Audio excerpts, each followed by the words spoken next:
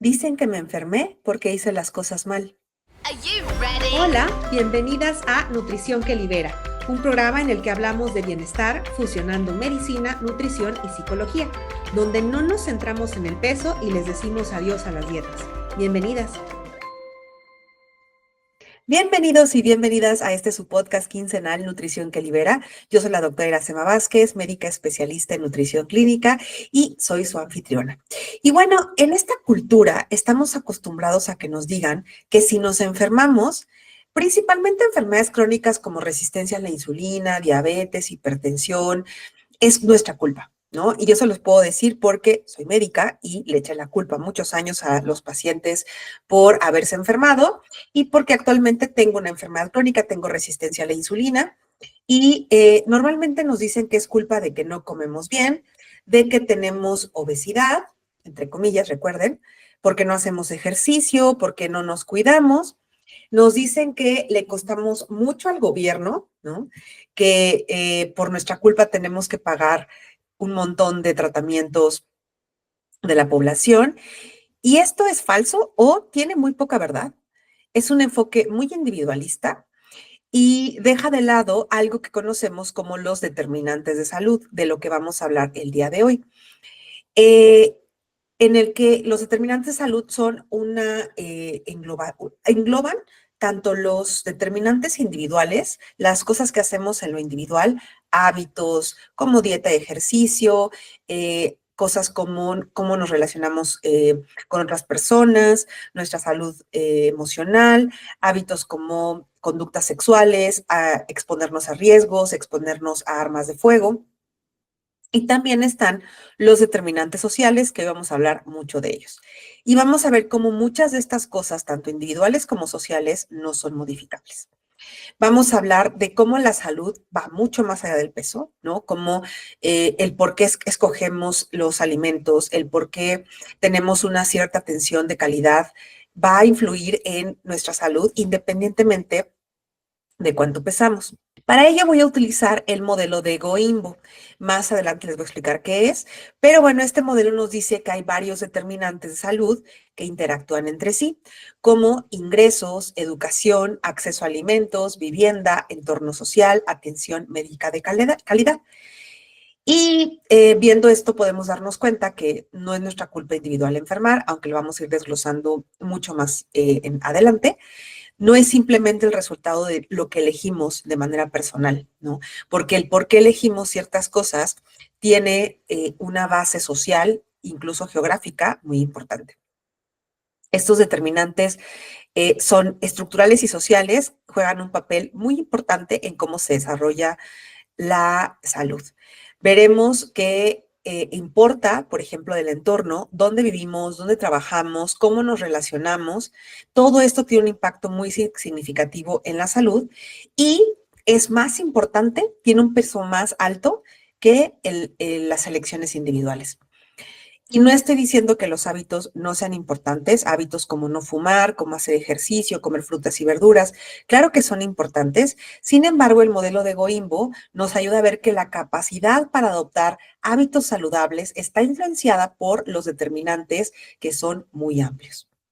Este modelo nos ayuda a entender un enfoque más justo, nos permite tener una visión más compasiva y equitativa sobre la salud y nos aleja de culpar simplemente al individuo de por qué enfermó. Reconocer estos determinantes nos ayuda a poder diseñar mejores políticas públicas que aborden las raíces de las enfermedades y promuevan equidad en salud, pues, para todos los individuos. Y bueno, voy a hablarles de qué es Goimbo. Es una visualización integral y de código abierto de los determinantes de salud. Ustedes pueden visitarlo en www.goimbo.com y presenta de forma clara y organizada los factores que determinan nuestra salud. Va más allá de factores biológicos individuales. Busca ofrecer una perspectiva holística para entender la génesis, el origen de la salud y de la enfermedad. Fue creada por Goimbo, una empresa de diseño centrada en salud. Surge de la experiencia del mapeo de sistemas complejos dentro del ámbito sanitario. Crearon una herramienta accesible para visualizar. De hecho, si te metes a la página de Goimbo, lo que va a aparecer es un mapa donde se señalizan los porcentajes de lo que determina la salud, desde el porcentaje de lo que hacemos individualmente hasta los determinantes ambientales, de salud, geográficos y demás, ¿no? Se basa en investigación y conocimiento existente sobre los determinantes de salud. Esto hace la información más comprensible a todo el público. Los conceptos que presentan están respaldados por evidencia científica y utilizan algunas sociedades o instituciones como la OMS, la Organización Mundial de la Salud, una revista muy famosa que es The New England Journal of Medicine, que es una revista con mucho peso científico, el Centers for Control and Prevention, que es el CDC de Estados Unidos, que se encarga de hablar de las diferentes enfermedades de salud, publicaciones de una revista que es The Journal of American Medical Association, que es la JAMA, que también es muy famosa porque tiene mucho peso científico, y otras asociaciones. El modelo de Goimbo destaca varios determinantes.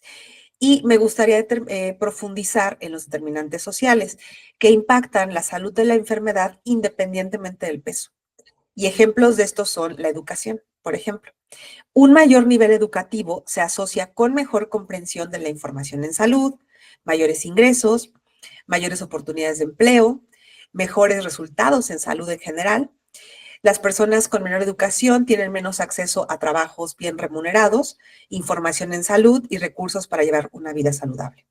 No es lo mismo tener poca educación en nutrición, ¿no? Y escuchar cosas en redes sociales, en internet, y basar nuestra alimentación en esta información, ¿no? Otro sería el empleo. Tener un empleo estable y seguro proporciona ingresos, beneficios en salud, sentido de propósito. La falta de empleo o trabajos precarios puede generar estrés financiero, y vamos a hablar más adelante qué genera el estrés. Inseguridad, limita el acceso a recursos esenciales para la salud. Y bueno, las condiciones laborales como el estrés y la exposición a riesgos también van a determinar cómo una persona está más o menos saludable. Otro determinante son ingresos y riqueza. Los recursos económicos pues van a estar directamente relacionados con el acceso a diferentes alimentos que sean nutritivos, tener una vivienda segura, atención médica de calidad, porque en este país la atención médica es universal. Todas las personas podemos tener acceso a una salud gratuita y universal. Sin embargo, no todos tenemos acceso a una salud de calidad. La desigualdad económica se relaciona con peores resultados de salud. Vivienda, un alojamiento seguro, estable y libre de riesgos, como vivir con moho o con contaminación, es fundamental para la salud física y mental. La falta de vivienda, el hacinamiento que escribían muchas personas en un solo lugar, las malas condiciones de vivienda van a impactar negativamente la salud. También tenemos el acceso a alimentos. De este vamos a hablar más ampliamente un poco más adelante, pero la disponibilidad y asequibilidad de los alimentos nutritivos influyen en la dieta y por lo tanto en el riesgo de desarrollar enfermedades crónicas. Existe lo que se conoce como desiertos alimentarios, que ahorita voy a explicar qué son, y es un factor sumamente importante. En cuanto a comunidad y apoyo social, las redes sociales y el apoyo emocional, la participación en la comunidad, van a amortiguar el estrés y promueven un bienestar físico y mental. Por otro lado, el aislamiento social se asocia a peores resultados de salud. Seguridad y violencia, que pues yo vivo en México y las personas que escuchen este programa desde México, pues van a entender mucho de esto. Vivir en entornos inseguros, con alta criminalidad, exposición a la violencia, genera un estrés crónico que tiene un impacto directo en la salud física y mental de las personas. El transporte también es algo que influye mucho en la salud y no se piensa. El acceso a un transporte confiable afecta la capacidad de las personas para llegar a su trabajo, para llegar a las consultas médicas, para comprar alimentos, para participar en actividades comunitarias, llegar a hacer ejercicio. Por ejemplo, si vives en un lugar lejano a un parque y no te puedes transportar fácilmente a donde puedas ir a hacer ejercicio, pues también esto va a dificultar tu actividad, ¿no?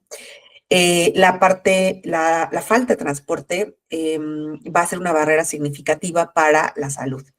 Y finalmente tenemos uno muy básico, que se habla poco de él, que es la discriminación, que puede ser por raza, etnia, género, orientación sexual, peso, ¿no? Ahí entra la gordofobia, discapacidad u otras. Esto va a generar un estrés crónico, va a limitar el acceso a oportunidades, servicios, actividad física, a trabajos, y bueno, va a tener un impacto negativo en la salud. Sabemos que el acceso a alimentos pues va a ser crucial, sobre todo pues alimentos nutritivos, y vamos a hablar de determinantes sociales, económicos, geográficos que van a moldear nuestra alimentación y cómo se vinculan con el desarrollo de enfermedades crónicas. Y esto va mucho más allá de simplemente hacer malas elecciones individuales. Hablemos de determinantes económicos y geográficos. En cuanto a determinantes económicos y alimentación, vamos a hablar primero del costo de los alimentos. Los alimentos procesados, ricos en azúcar, en sal, en grasas saturadas y demás, son más baratos y accesibles. Y es más accesible y barato que fruta fresca, verduras frescas, proteínas magras y granos integrales. Y cuando el presupuesto de una familia va a ser ajustado, pues la opción más económica no siempre es la más saludable. Y no es una elección errónea, entre comillas, sino el resultado normal, racional, de las limitaciones económicas. Otro sería el acceso a recursos. Las personas con mayores ingresos tienen acceso a alimentos más saludables, tienen acceso a más información nutricional, por ejemplo, a clases de comida o acceso a profesionales de la nutrición. En cuanto a determinantes geográficos y la alimentación, les comentaba esto de los desiertos alimentarios. En muchas comunidades, principalmente de bajos ingresos o áreas rurales, son zonas donde es difícil o incluso imposible acceder a supermercados y mercados. Y también no crece en esa zona alimentos frescos que puedan ser, que puedan estar directamente en la población, ¿no? Que no tengan que ser transportados. Entonces, no hay estos supermercados con alimentos frescos y saludables, y lo que sí van a ver son tienditas de conveniencia que tienen limitadas acceso a alimentos, ¿no? Que son los de los camiones que llegan, y marcas muy grandes que llevan refrescos, alimentos empaquetados, y que es mucho más fácil que esas familias compren. Otra geográfica tiene que ver con infraestructura y transporte. Incluso si hubiera opciones saludables en un mercado cercano, no en una población cercana, que estuviera a no muy grande distancia, la falta de transporte público y confiable o tener un vehículo privado puede ser una barrera para que llegues a ese mercado o a ese supermercado y compres tus alimentos, ¿no? Sobre todo va a impactar a personas adultos mayores, familias con bajos recursos o personas con discapacidad que no pueden transportarse fácilmente a estos lugares donde sí hay más alimentos. El desarrollo de enfermedades como diabetes, hipertensión, resistencia a la insulina va a estar muy ligado a la alimentación que se mantiene a largo plazo. Y si el entorno económico y geográfico me dificulta el acceso a una alimentación nutritiva, va a aumentarse el riesgo para desarrollar estas condiciones, independientemente de que yo tenga voluntad de comer mejor. Las elecciones individuales están influenciadas por el contexto en el que vivimos. Culpar a las personas porque eligieron mal, ¿no? Entre comillas, ignora estas barreras sistemáticas y estructurales que limitan sus opciones desde el principio. Un enfoque peso inclusivo en el que no se usa el peso como un determinante de si está la persona saludable o no, reconoce esto que es tan complejo y se centra en crear entornos más equitativos que apoyen a la salud de todas las personas, independientemente de su situación económica u ubicación geográfica. El estrés crónico también es un factor importante para el desarrollo de enfermedades crónicas. Aspectos como el entorno laboral, la discriminación, por ejemplo, el tamaño del cuerpo, les digo, la gordofobia, la inseguridad pueden generar estrés crónico. Esto aumenta los niveles en sangre de dos hormonas principalmente, que son cortisol y adrenalina, que son hormonas del estrés. Esas hormonas hacen que para que podamos implementar esta estrategia biológica que es de huir o pelear, porque se está ante una agresión, Se hace que se eleve la presión arterial, aumente la resistencia a la insulina, se eleve la glucosa en sangre y esto aumenta el riesgo de desarrollar enfermedades crónicas. Y esto es independientemente del peso corporal. La persona puede ser delgada o gorda y aún así todos estos factores impactar negativamente en su salud. Y además aumenta el riesgo de desarrollar depresión, ansiedad y otras enfermedades que tengan que ver con salud mental. Otro problema es la atención médica y la equidad. Los determinantes sociales están relacionados con acceso a la atención médica de calidad y la equidad en el trato. Esto influye en la salud de las personas, sobre todo en aquellas con cuerpo más grande o un cuerpo gordo, que experimentan mucho estigma en el ámbito sanitario, no quieren asistir a consultas porque van a ser regañadas o ridiculizadas, no son atendidas con calidad, no se escucha lo que sienten, lo que tienen, lo que han experimentado, no son bien diagnosticadas y no son bien tratadas. Y esto aumenta la prevalencia de enfermedades crónicas en esta población de cuerpo más grande, no porque el tamaño de su cuerpo influya directamente en el desarrollo de estas enfermedades, sino por la falta de calidad en la atención médica. Comprender la influencia de los determinantes de salud tiene profundas implicaciones para la salud pública. Primero, vamos a dejar de culpar al individuo por el desarrollo de sus enfermedades. No se trata de simplificar el origen de las enfermedades y de la mala salud en un resultado de tener malas elecciones individuales, porque esto va a generar estigma en cuanto a culpar a la persona de que, bueno, pues lo hiciste mal, me cuestas dinero, deberías hacerlo mejor, ¿no? La salud pública debe enfocarse en cambiar el contexto en lugar de solo intentar cambiar comportamientos individuales, es generar políticas públicas que hagan que toda la población mejore y no solamente decir consejos individuales, ¿no?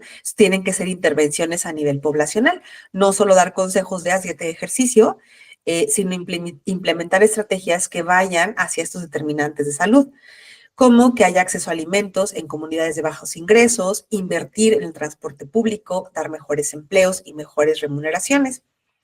Se debe reducir la desigualdad en salud, reconocer que hay grupos que están expuestos a los determinantes de salud negativos, como discriminación, dentro de ellos la gordofobia, pobreza o falta de recursos, y se debe promover la equidad en salud. Debe haber una colaboración intersectorial, que es esto que diferentes sectores del gobierno trabajen para la promoción de la salud, educación, vivienda y transporte, empleo, agricultura, que todos estos sectores trabajen en conjunto para intentar mejorar las políticas públicas y que entonces se vea un impacto en la población. Por ejemplo, algo que se ha intentado hacer en salud es esto de ponerle los sellos de calorías y demás a los alimentos. Y esto, a pesar de que parecía una política pública, se enfoca en elecciones individuales, porque si yo te estoy poniendo ahí la información, te estoy poniendo ahí que tiene mucho azúcar, tú eliges si te lo comes o no, pero si es lo único que tengo para escoger un alimento alto en grasa o alto en azúcar, pues claro que lo voy a elegir porque no tengo otra cosa, ¿no? Entonces, no estoy solucionando que no hay suficiente acceso a alimentos, solamente estoy asustando a la población, ¿no? Tengo que evaluar el impacto de la equidad, implementar políticas y programas de salud pública, evaluar su impacto en la población y en la reducción de la disparidad de los diversos grupos. Y finalmente, la inversión en prevención a través del conocimiento y manejo de cómo estos determinantes intervienen en el desarrollo de enfermedades crónicas y no solo enfocarse en el peso de las personas. Y bueno, pues me despido, deseando que este episodio te ayude a ver que el haber enfermado no es una cuestión individual, no es culpa únicamente de tu biología, que claro que tiene que ver tus genes, tu exposición a ciertas cosas que desencadenen enfermedades, pero en realidad es una combinación de un montón de factores, ¿no? Que pueden, que a veces no puedes cambiar, ¿no? Como por ejemplo el país en el que vives o el trabajo que tienes, el ingreso que tienes. No es tu culpa hacer malas elecciones entre comida. Y las decisiones de salud están muy relacionadas con los determinantes sociales y geográficos. Recordemos que dentro de los determinantes de salud, los individuales son un 36%. O sea, del 100% de la salud, 36% es cosas individuales. Y de esas cosas individuales, un porcentaje pequeño es dieta y ejercicio. Lo demás tiene que ver con otras elecciones como fumar, como les había comentado, exposición a armas de fuego, manejar vehículos a alta velocidad, cosas así que son elecciones individuales, pero que no tienen que ver con tu peso. ¿Ok? Bueno, pues quiero recordarte que tengo asesorías para médicos, coaches, nutriólogas, psicólogas que estén cambiando un enfoque centrado en el peso a uno libre de gordofobia. Vamos a analizar casos, revisar bibliografía, técnicas en consulta y en general cómo tratar a una persona sin usar al peso como un marcador de éxito. Te ayuda a llevar tus consultas también para personas que están intentando dejar las dietas.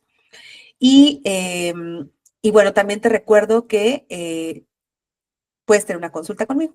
Si eres paciente y tienes resistencia a la insulina, diabetes, hipertensión, hígado graso, síndrome ovario poliquístico, hipotiroidismo, o si eres una persona sana pero que está intentando dejar de hacer dietas, podemos atenderte.